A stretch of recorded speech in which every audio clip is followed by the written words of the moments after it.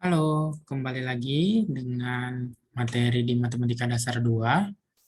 Saya akan menjelaskan di 12.9 metode pengalih Lagrange.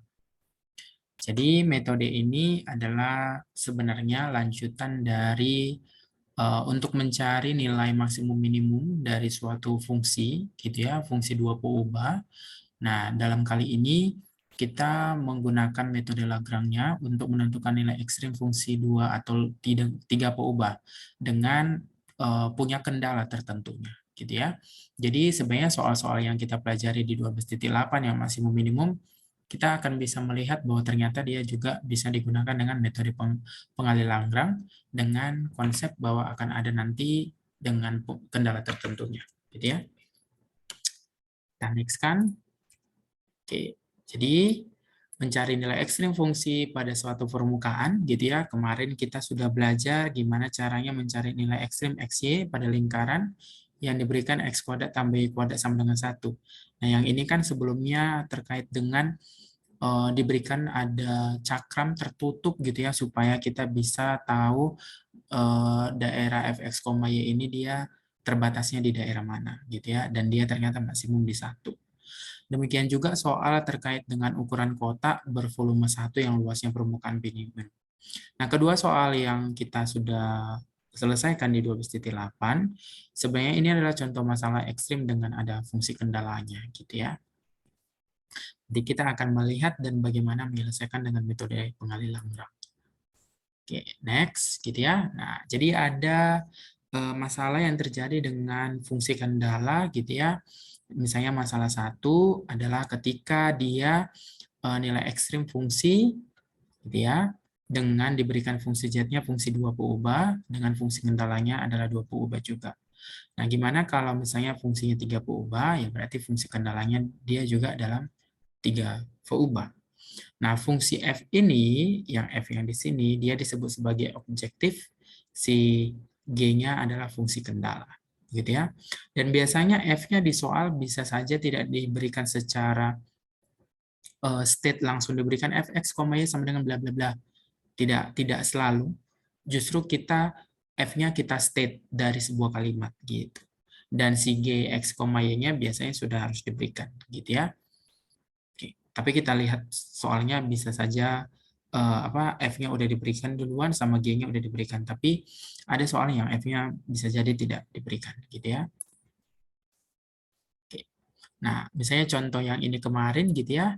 Kalau kamu masih mengingat tentang ukuran mencari ukuran kotak yang diberikan, kita ingin mencari nilai minimum dari sini gitu ya, dengan fungsi kendalanya adalah ini. Kenapa? Karena ini adalah si volumenya ya. Nah, berarti di sini dengan fungsi kendalanya kita dapat berarti si G itu adalah ini. Kenapa G-nya adalah ini? Karena ini pindah ruas ya. Karena X, Y, Z kurang dari 1 harus sama dengan 0. Karena si G-nya harus sama dengan 0. Maka dia dipindah ruas. Maka kenapa ada seperti ini? Gitu ya. Nah, ini kita kemarin sudah selesaikan dan dapat X-nya adalah 1, Y-nya adalah 1, Z-nya adalah 1. Nanti gimana kalau dengan metode Lagrange? Nggak apa-apa, ya, nanti kita akan selesaikan. Tapi at least kamu sebenarnya sudah tahu soal ini, udah pernah melihatnya. Nah, di sini ada tambahan yaitu fungsi kendalanya, karena kita mau menyelesaikan dengan metode Lagrange. Contoh berikutnya adalah yang kalau kamu ingat, bahwa kemarin itu fungsi yang ini gitu ya. Nah, di sini ada fungsi kendala juga, yaitu dia berikan adalah ini ya. Berarti si X kuadrat tambah Y kuadrat sama dengan 1. Gitu ya. Nah, di sini kan berarti kita tahu Y-nya adalah, ya Y-nya adalah berarti X kuadrat tambah Y kuadrat kurang 1 sama dengan 0. Begini kan ya, si fungsi kendalanya. Nah, tapi di sini itu ada manipulasi, justru yang diambil X-nya adalah bentuk koordinat polar dan Y. Kenapa? Karena gini, bentuk yang ini adalah bisa juga kan bahwa Y kuadrat sama dengan 1 kurang X kuadrat. So, berarti Y-nya adalah plus minus 1 dikurang X kuadrat pangkat setengah. Gini ya. Nah, ini supaya jadi fungsinya satu peubah di sini kan nggak harus kita substitusikan bentuk Y yang seperti ini ke dalamnya ini. Bisa sih, sangat-sangat bisa. Tapi agak jelek karena dia mengandung akar. Jadi kenapa soal yang kemarin itu kita menggunakan konsep pakai koordinat polar karena lebih gampang dan kelihatan bentuknya dan fungsinya berubah dari parameter, dan kita kemarin lihat bahwa ternyata nilainya adalah setengah sin 2 theta kan, dan ini kan langsung selesai ya, dibandingkan kita harus substitusi yang y-nya adalah plus minus akar, ini agak ribet gitu. Jadi matematika perlu juga manipulasi supaya tidak pengerjaannya tidak membuat kita jadi panjang pengerjaan gitu ya. Oke. Nah, ini fungsi yang kemarin gitu ya, yang x, y-nya, yang lingkaran x kuadrat tambah 1 itu, di mana yang ini merupakan nilai minimumnya, tapi yang ini adalah maksimum, yang ini maksimum gitu ya, tertutup di pusat 0,1 gitu ya, lingkaran ini, jari-jarinya 1. Berpusat di 0,0 tapi jari-jarinya 1 gitu ya. Ya. Nah, kalau kita melihat dan memandang hal ini ya, gitu ya. Nah, perhatikan di sini, gitu ya. Di sini kan ada vektor singgungnya ya. Nah, di sini singgung. Nah, ini merupakan vektor gradiennya yang ke arah sana, dan ada di sini sejajar dengan vektor gradien dari G, yang ke arah bawah. Nah, ini perhatikan berarti vektor gradien CF, ini fungsi CF, yang di sini ada fungsi si G, vektor gradien G, dia merupakan apa? Merupakan kelipatan gitu ya. Di sini ada nabla, yaitu yang merupakan kelipatannya. Ya, dalam hal ini kelipatannya negatif ya kan, karena berlawanan arah. Dia ke arah atas, yang ini ke arah bawah. Selalu akan ada kelipatannya ya, bisa negatif, bisa positif. Dalam hal ini dia negatif gitu ya, karena berlawanan arah. Nah, yang ini teman-teman, inilah yang disebut sebagai metode pengali Lagrange. Gitu ya.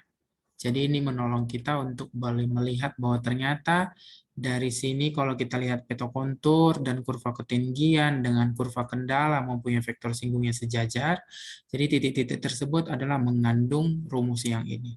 Dari sinilah akhirnya si Lagrange itu bergerak, bahwa ternyata ya sudah, berarti kalau begitu secara sistematis ini bisa menolong jadi sebuah rumus untuk menentukan kapan dia maksimum dan minimumnya, gitu ya. Dalam hal ini soal kita kemarin kan yang ini maksimumnya, ini minimumnya. Gitu. Nah, kalau begitu coba kita lihat ke definisi metode Lagrange-nya. Nah, ini ya. Jadi metode Lagrange itu adalah untuk mencari nilai ekstrim yang dari FP dengan kendala GP sama dengan 0. Tentukan P dan lambdanya yang memenuhi, ada ini dan ini ya. Gitu. Nah, so titik si P yang ini yang diperoleh merupakan titik kritis F yang memenuhi kendala ini. Dan bilangan si lambdanya dia disebut adalah pengalih Lagrange-nya. Ya, jadi yang kayak gambar tadi, gambar kita tadi gitu ya. Sini ada ke atas, di sini ada ke bawah ya. Karena dia berarti vektor gradiennya sejajar dan merupakan pengalih gitu ya kan. Kalau misalnya ini 3, di sini berapa kan, berarti kan pengalinya gitu ya. Oke, nah jadi kalau begitu, dengan menggunakan konsep metode pengalih Lagrange ini, maka kita akan bisa menentukan maksimum minimumnya atau titik ekstrimnya. Tapi ada catatan di sini, gitu ya. Nah ini, sebenarnya metode Lagrange itu kan nggak memberikan kesimpulan apa-apa ya terkait dengan apakah titik kritisnya itu merupakan ekstrim atau bukan. Karena kita justru mencari XY si lambda gitu ya, pengalinya berapa begitu ya kan. Nah, dia tidak bilang bahwa dia sedang mau bilang bahwa titik kritisnya itu merupakan titik ekstrim. Tapi dia sebenarnya bisa kita tentukan. Nah, untuk menentukannya, apakah titik tersebut yang kita cari itu titik ekstrim atau bukan, kita harus menggunakan argumentasi lain. Nah, argumentasinya apa? Kalau hanya terdapat satu kritis, ya berarti kesimpulannya mudah diambil. Ya berarti itu yang ekstrimnya. Kalau cuma satu. Nah, tapi kalau nanti lebih daripada 2, atau lebih daripada 1, berarti kita membandingkan nilai fungsinya saja. Sebagai contoh, kalau nilai terbesarnya berarti dia akan nilai maksimum. Jadi kalau misalnya ada 2 nanti titiknya, anggaplah X-nya 1, satu lagi ada X-nya minus 1, ya tinggal kita lihat aja di mana nilai yang paling besarnya. Kalau paling besar berarti maksimum, nilai paling kecil minimum. Tapi kalau cuma satu, ya kesimpulannya mudah diambil, ya udah itu titik ekstrimnya. Gitu ya. Oke, sekarang kita melihat ke contohnya. Masih contoh yang tadi, soal yang tadi gitu ya. Nah, tapi sekarang metode Lagrange. Ya, kemarin ini XG-nya dengan X kuadrat tambah Y kuadrat sama dengan 1. Nah, kita menentukan nilai maksimum dan minimumnya. Fx-nya dikasih tahu. Pada lingkaran berarti ini sebagai kendalanya. Maka dapat G-nya adalah ini. Kenapa kurang 1? Karena X kuadrat tambah Y kuadrat kurang 1 sama dengan 0. Karena fungsi G harus 0 ya. Sama dengan 0. Nah, gitu ya. Dengan metode Lagrange berarti kita pakai rumus yang ini. Perhatikan berarti lambda F kita harus cari nabla F gitu ya. Berarti kita peroleh dari sini si nabla F-nya berapa gitu ya. Yang pertama si Fx-nya adalah Y saja, terus Fy-nya adalah X gitu ya. Nah, dimasukkan ke rumus ini gitu ya. Maka dari persamaan pertama ini kita peroleh adalah Y sama dengan 2 lambda X. Dan X-nya adalah 2 lambda Y. Kenapa? Karena gini ya. Nabla F, X, Y-nya adalah turunan terhadap Y-nya, terhadap X-nya Y, X. Nah, itu kan sama dengan, ini lambda harusnya ada lambda. Nah, lambda dikalikan dengan nabla Y sama dengan X. Berarti lambda kali si fungsi ini diturunkan apa? Perhatikan ini diturunkan terhadap X. Berarti si fungsi kendala kita turunkan 2X. Baru kita turunkan 2Y. Nah, artinya apa? Berarti Y di sini sama dengan lambda 2X. Berarti Y sama dengan lambda 2X. Nah, ini ya. Terus satu lagi adalah apa? X sama dengan lambda kali 2Y. Berarti ini lambda kali 2Y adalah sama dengan X. Maka ini dapat. Ya. Oke. Sorry ya. Oke.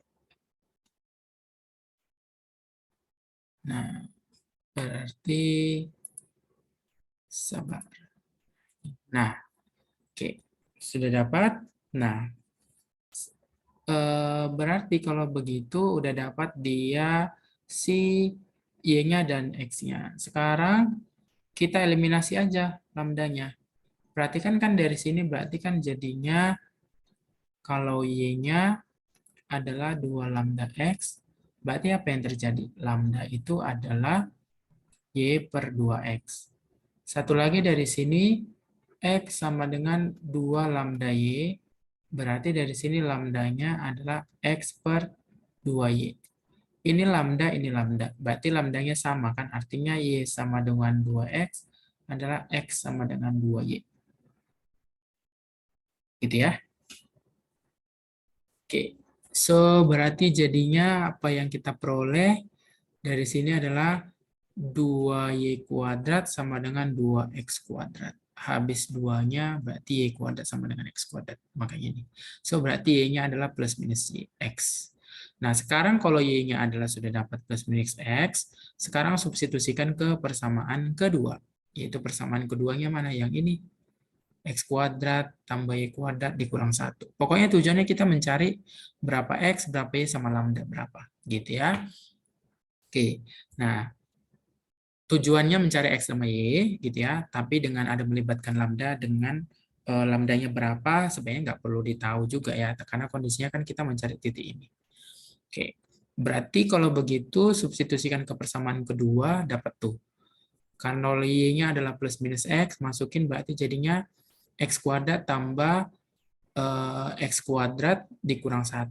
Berarti dapatlah dia jadinya masuk ke ini ya. Boleh masukkan ke sini. Jadinya X kuadrat tambah 2X kuadrat tambah X kuadrat. Karena kan Y-nya adalah plus minus X ya. Jadi kalau Y kuadrat berarti X kuadrat juga kan 1. Berarti 2X kuadrat 1 berarti X kuadratnya adalah setengah. So berarti X-nya adalah plus minus setengah akar 2 kan ya. Nah makanya ini. X-nya dapat plus minus setengah akar 2, berarti berapa Y-nya? Masukin aja ke sini juga ya. Dapat Y-nya adalah ini. So, nilai maksimumnya adalah tinggal masukin aja si X sama si Y ke sini. Nah, kalau X-nya adalah setengah akar 2, Y-nya adalah setengah akar 2, berapa? Apa yang terjadi? Nah, ini dapat jawabannya. Nah, berarti nilainya ada apa yang membuat titik kritisnya ada beberapa. Karena ada beberapa, maka tinggal lihat aja perbandingannya. Oh, ternyata ini yang paling besar, maka ini jadi maksimum. Karena ini negatif, hasilnya berarti dia jadi minimum. Karena yang paling kecil. Gitu ya. Kita melihat contoh lain saja, supaya makin paham. Oke, nah misalnya ini ya. Ini sebenarnya teman-teman sudah tahu ya berapa ukuran kotaknya ya. 1, X-nya 1, Y-nya 1, Z-nya 1 kan ya. Nah, tapi gimana kalau dia pakai metode Lagrange? Nah, perhatikan di sini ya. Di sini cari dulu fungsi objektifnya. Perhatikan fungsi objektifnya nggak dikasih tahu ya berapa, tapi ada kalimat yang bisa kita tolong, yaitu yang menolong kita, yaitu adalah tentukan ukuran kotak tertutup. Tentukan ukuran kotak tertutup dengan volumenya 1 dm yang luas permukaannya minimum. Berarti fungsi objektifnya adalah si L itu, yang ini. Dengan fungsi kendalanya adalah dengan volume 1 ini, fungsi kendalanya. Berarti kalau begitu fungsi objektif atau F-nya itu atau L-nya itu adalah sesuatu yang dia tanya, yang luasnya permukaan minimum. Nah, biasanya gitu. Itulah berarti fungsi objektifnya. Kendala udah dikasih tahu biasanya di soal, yaitu volume dengan 1 desimeter. Nah, itu kendalanya. Oke, dengan menggunakan metode Lagrange, berarti kan lambda F, berarti dalam ini L ya, sama dengan lambda kali nabla G. Gitu ya. So, berarti si L-nya kita turunkan, turunan L-nya berarti jadinya terhadap X adalah 2Y tambah 2Z, gitu ya. Kalau dia terhadap si, ini kita turunkan terhadap si Y, berarti dia jadinya 2X ditambah 2Z, terus kita turunkan terhadap Z, berarti dia jadinya 2X tambah 2Y. Itu sama dengan, semuanya ini sama dengan lambda dikalikan dengan turunannya, nabla. Nah, yang ini kita turunkan terhadap X, sudah jadinya apa? Si YZ aja, terhadap Y berarti XZ, terhadap Z berarti jadinya XY. Makanya jadinya ini sama dengan ini kali ini. Ini sama dengan ini kali ini. Ini sama dengan ini kali ini. Makanya diperoleh ini. Ya. Nah, jadinya diperoleh ini. Nah, sekarang kalau begitu, kita kan mau mencari X-nya berapa, Y-nya berapa, Z-nya berapa. Kalau begitu tinggal kita eliminasi aja. Gitu ya. Dari sini kan lambda sama dengan 2Y ditambah 2Z dibagi, atau nggak usah pakai itu, eliminasi aja. Oke, nah ya, nah boleh ya. Berarti jadinya lambda sama dengan dari sini adalah 2Y tambah 2Z dibagi lambda Z. Satu lagi di sini lambda adalah dari sini lambda adalah 2X tambah 2Z per XZ. Satu lagi di sini adalah lambda adalah 2X tambah 2Y dibagikan dengan XY. Nah, oke. Nah, sekarang kalau udah dapat begitu nanti, lambdanya kan lambda. Berarti semua persamaan ini sama. Ya, semua persamaan ini sama. Nanti tinggal substitusi eliminasi saja. Diperoleh ternyata nanti jadinya X sama Y sama dengan Z. Kalau begitu, masukin ini ke persamaan kedua. Mana persamaan keduanya? Persamaan keduanya ini kan ya. X, Y, Z sama dengan 1. Ya kan ya? X, Y, Z sama dengan 1. Karena X sama Y sama Z-nya sama, berarti artinya apa? X pangkat 3 sama dengan 1. Berarti X-nya 1. Kalau X-nya 1, berarti apa yang terjadi? Ini yang terjadi. Nah, inilah merupakan titik yang diperoleh 1,1. Hanya 1 doang. Karena cuma 1 doang, berarti tinggal lihat aja kalimat yang ada diminta. Oh, minimum. Berarti titik kritis ini merupakan titik minimum. Ya. Oke. Nah, yang ini substitusi eliminasi aja ya. Pokoknya eliminasi lambda, cari X, Y, Z-nya. Saya percayalah 3 variabel teman-teman masih bisa untuk menolongnya, untuk bisa menyelesaikan. Nah, sekarang berikutnya adalah bentuk soal ini, gitu ya. Gimana kalau misalnya ada tentukan titik pada bidang X tambah 2Y tambah 3Z gitu ya. Oke, yang terdekat dari titik asal. Nah, oke. Nah, yang ini, perhatikan di sini udah diberikan F-nya. F-nya adalah X kuadrat tambah Y kuadrat tambah Z kuadrat. Kenapa? Karena gini, tentukan titik pada bidang yang terdekat dari titik asal. Yang terdekat, berarti kan kita mencari jarak terdekat. Kalian tahu kan jarak terdekat kan sebenarnya pakai akar itu kan ya. Berarti X dikurang X1 kuadrat tambah Y min Y1 kuadrat tambah Z dikurang Z1 kuadrat. Sebenarnya pakai ini kan. Tapi dalam hal ini akarnya kita hilangkan. Gitu ya. Akarnya kita hilangkan, jadi hanya diperoleh yang ini doang. Apakah bisa melakukan seperti ini? Ya nggak apa-apa. Karena kan fungsinya masih tetap sama. Ya, fungsinya masih tetap sama. Yang kita ambil yang di bawah. Gitu. Jadi makanya ini yang diambil dia, yang kuadratnya tanpa akar. Kendalanya mana? Kendalanya ini. X tambah 2Y tambah Z dikurang 6 sama dengan 0. Jadi kalau begitu jadinya berapa tuh? Berarti lambda F sama dengan lambda kali G gitu ya. Dan si G-nya adalah X tambah 2Y tambah 3Z dikurang 6. Gitu ya. Nah, berarti jadinya ini 2X, yang ini 2Y, yang ini 2Z. Sama dengan lambda kali turunannya terhadap X, berarti 1 doang. Gitu ya. Turunan terhadap Y jadinya 2, turunan terhadap Z 3. Ya.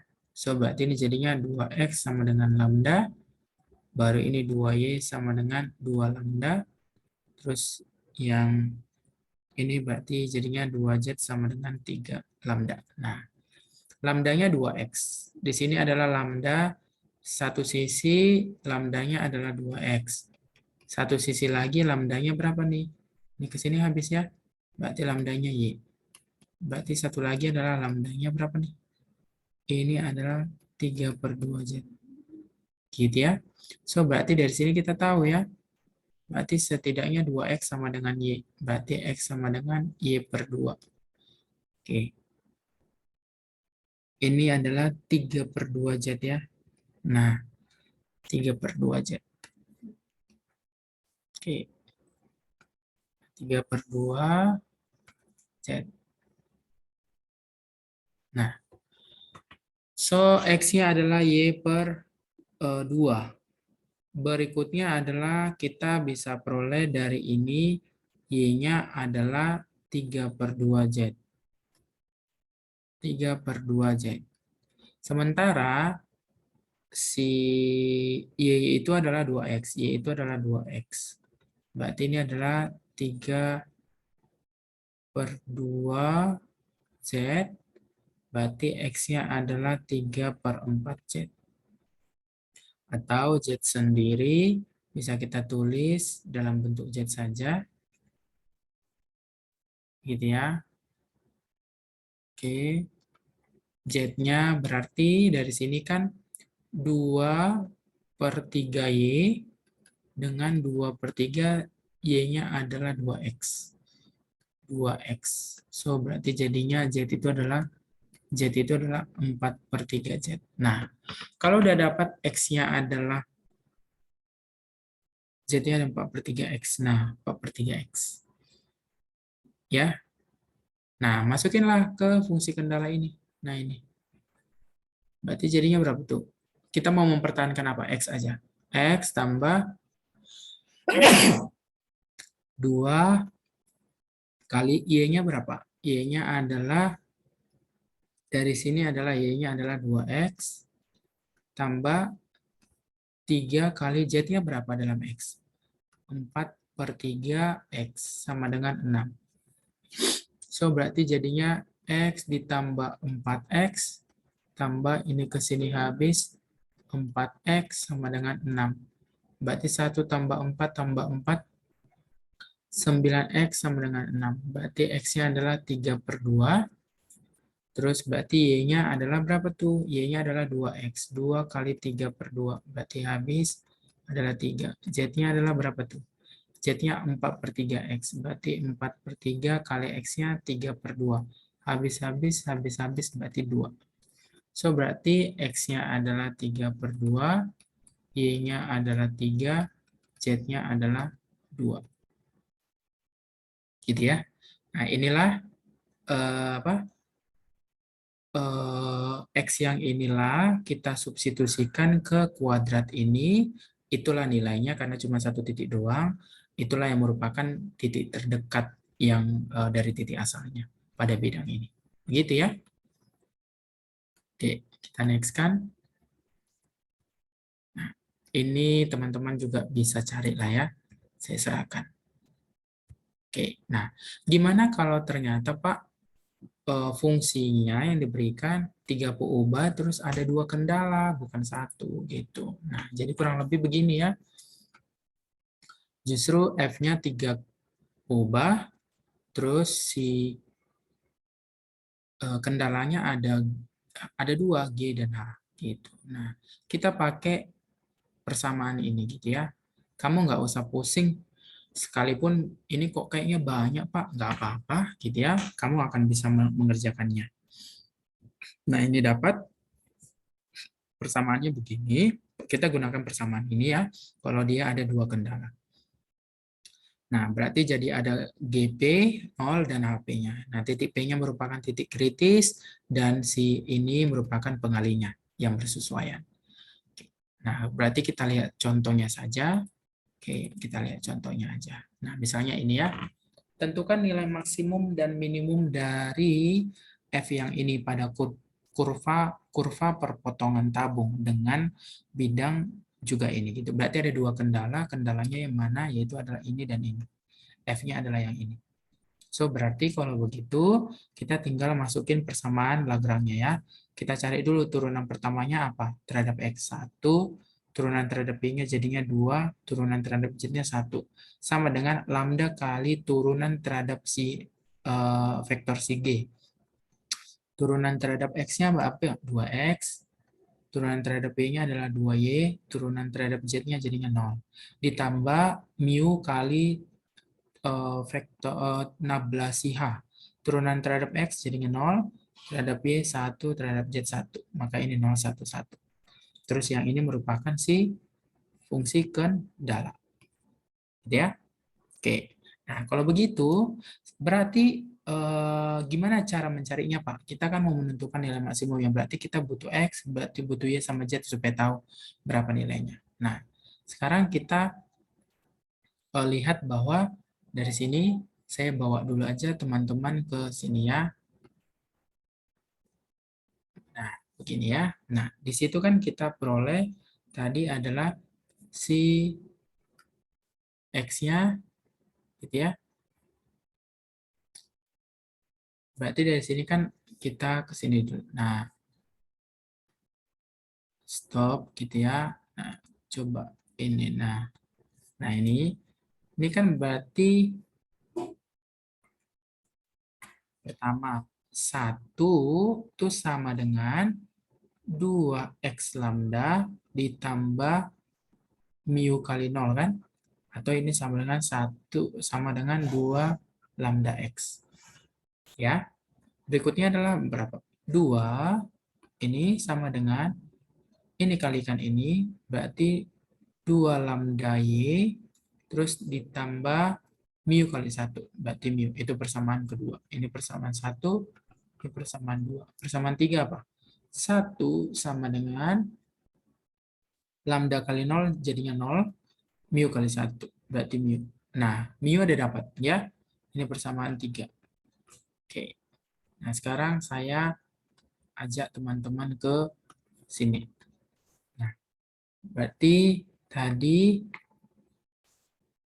itu adalah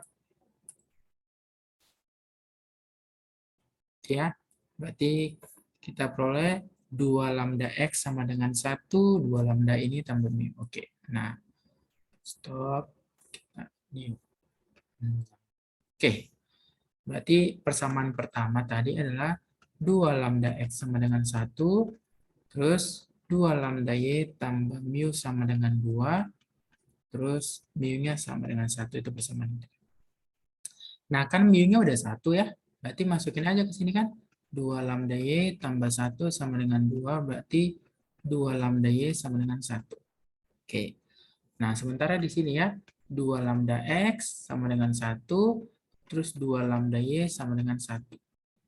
Nah, artinya apa? Berarti dari sini adalah 2 lambda X sama dengan 2 lambda Y. Berarti ini habis, so X-nya adalah Y. Ya kan ya? Kalau X-nya adalah Y, sementara kita tadi punya kendala yaitu X kuadrat tambah Y kuadrat sama dengan 2, supaya dapat Y-nya maka X kuadrat tambah X dikuadratkan sama dengan 2, maka 2X kuadrat sama dengan 2, berarti X kuadratnya 1. Berarti X kuadratnya adalah, X-nya adalah plus minus 1. Karena X-nya adalah sama dengan Y, maka dari sini kita peroleh bahwa X sama dengan Y adalah plus minus 1 juga. Nah, sementara X-nya bisa 1 atau Y-nya bisa 1, so berarti berapa Z-nya? Si Z-nya berarti tinggal kita masukin ke fungsi yang satu lagi, kendala satu lagi, yaitu Y ditambah Z sama dengan 1. Ya, Y tambah Z sama dengan 1, berarti kita peroleh Z-nya adalah 1 min Y dalam hal ini. So, berarti ini jadinya 1 dikurang 1, itu adalah 0.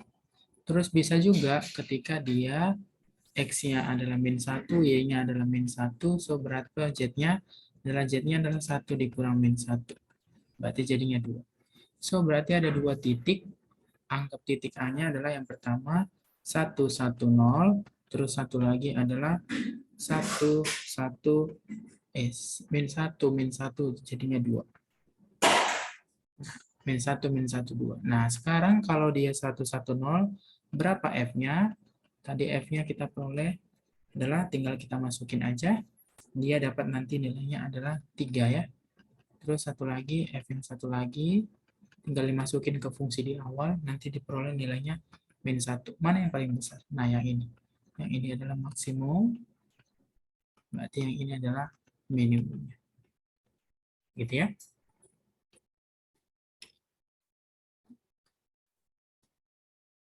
Nah, jadi akhirnya kita peroleh yang tadi di sini yang berapa, yang titik A yang pertama adalah 110, masukin ke sini ke F-nya, berarti jadinya 110, 1 ditambah 2 kali 1 tambah 0.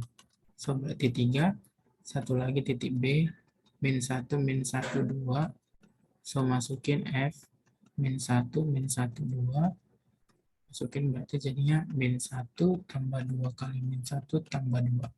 So, berarti ini jadinya negatif 1. Nah, ini maksimumnya. Yang ini minimumnya. Gitu ya, Bapak dan Ibu.